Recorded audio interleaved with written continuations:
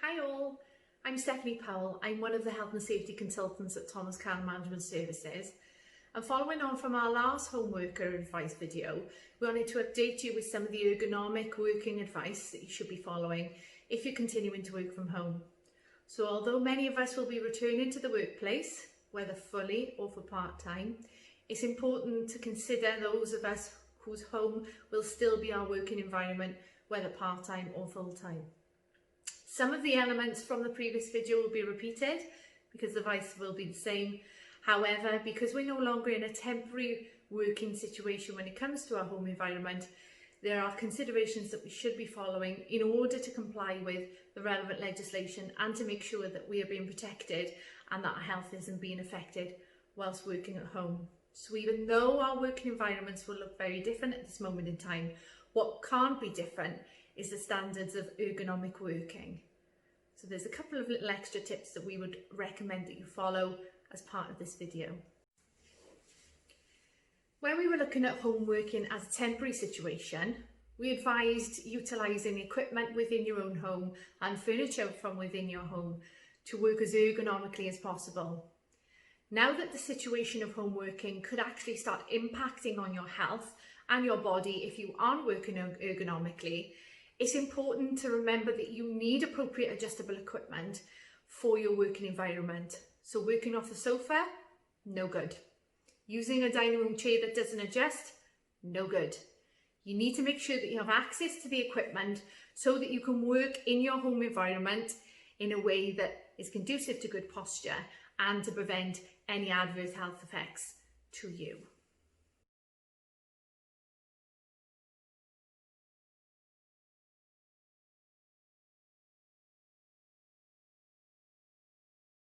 First things first, let's take a look at where you're sat on. Now in the previous video where we were talking about a temporary home working situation, we talked about using furniture from within your own home, and if you had access to an office chair, you should use it. Now that we're in more of a longer term period of working from home, it is important that you have access to an adjustable chair to ensure that you're working ergonomically, and your employer should be making that available to you so that you can achieve those elements. So what do we mean when we talk about an adjustable chair? Well, ideally your chair should have a wheelable base. The purposes of a wheelable base means that whenever you move, the chair moves with you and that you stay in contact with the chair in terms of the support that it's going to provide. If I was just sat on a typical dining room chair with no wheels, I would have to use my body and my bodily force to force and move the chair in and out. And when I get tired, when I get lazy, in terms of moving in and out, I'm probably tempted not to do that. So I end up going away from good posture and away from the support of adequate lumbar support. So it is important that we have a wheelable base. Then, it's important that we have feet flat on the floor or on a solid surface. And then we're looking for 90-degree angle at the knees. So you may need to adjust your chair slightly up or down to get that appropriate angle, and then roughly 90 degrees at the hips. So what that means is the legs have got good support from the solid base that your feet are on. Then it's important to make sure that the arms of your chair don't conflict with the surface that you're using. So you want to be able to pull yourself into the workstation as close as possible within comfort parameters, but also making sure that you've got access to the keyboard and also adequate support for the wrists and the forearms when you're using your workstation. If the arms conflict with the surface, again, when we get lazy, when we start to slump, we could go away from the lumbar support that's there. So can you adjust the arms on your chair, or in some circumstances, could you remove them so that you can get good posture and continue good posture while you're working? Next, it's important to remember that posture isn't just about the knees and the hips, it's all about the back as well. So in order to have an upright position and good posture, hips in line with shoulders, shoulders in line with earlobes, that's what good posture is. You want to have a chair that provides you with that support. And the support should begin at the small of your back and extend as a minimum to the underside of your shoulder blades. Now you may need to adjust the height of this lumbar support to ensure that the curve of the seat fits into the curve of your spine. So you may need to just figure out how to just do that. If your chair doesn't adjust in height, then chances are it isn't going to give you the ergonomic and good posture support that you need. So make sure you've adjusted the seat height, the backrest height, any arm support, so that you can sit comfortably while working at your workstation.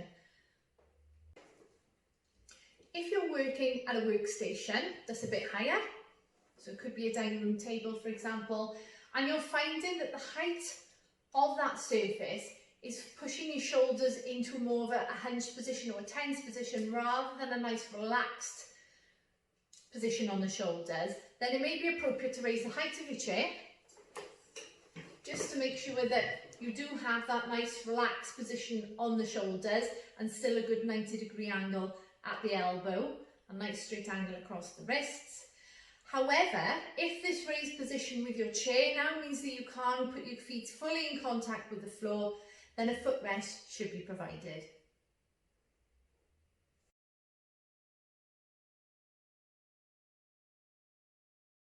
If you're using a laptop, this can allow you flexibility in terms of where you can work within your home.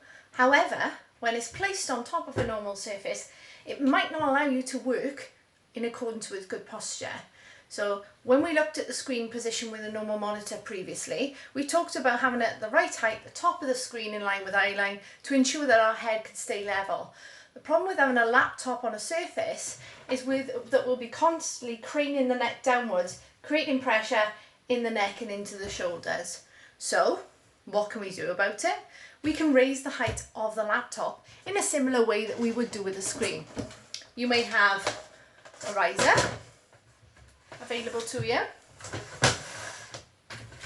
That might raise the height of the laptop to the right height for you. Still a little bit low. So, improvise. Great. Top of the screen, eye line, happy days. Or so we think. When we then want to type or use the laptop, in order to use the trackpad and the keyboard, we then go away from good posture because automatically we're creating tension in the shoulders. So whenever you're using a laptop, one, you need to make sure that the screen is at the right height for you, and secondly, you need to make sure that you have a separate keyboard and separate mouse to allow for you to work ergonomically and with good posture.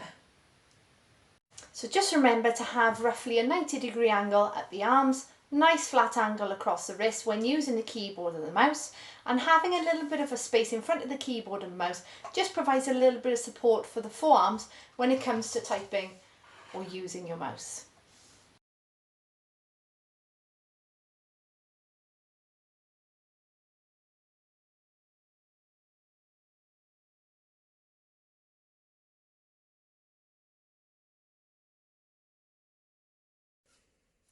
So for those of us who continue to work from home, it's important that we make home working still work for us in terms of making sure that we're staying healthy and safe, both physically and mentally. So still doing the things that you need to do to stay sane, making sure you have regular breaks away from your workstation, and perhaps just working in short, sharp bursts for good productivity throughout the day. But ultimately, there are benefits to working from home, and we want one of those benefits to be ergonomic working and that our health doesn't get adversely affected. So it is important that DSE home working is assessed by your employer in the way that it would in its normal workplace. There may be slight differences on how those assessments are carried out, so making the most of technology and providing photographs of your workstation perhaps, but it is important that employers comply with their legal duties and have DSE competent assessors to ensure that their staff are working from home safely. Thomas Callan Management Services provide training, both virtually and e-learning for DSE assessors, and we also have the provision to carry out virtual DSE assessments. Should you require any further information, please do not hesitate to contact us. In the meantime, continue to stay safe, stay well, and hope to speak to you soon.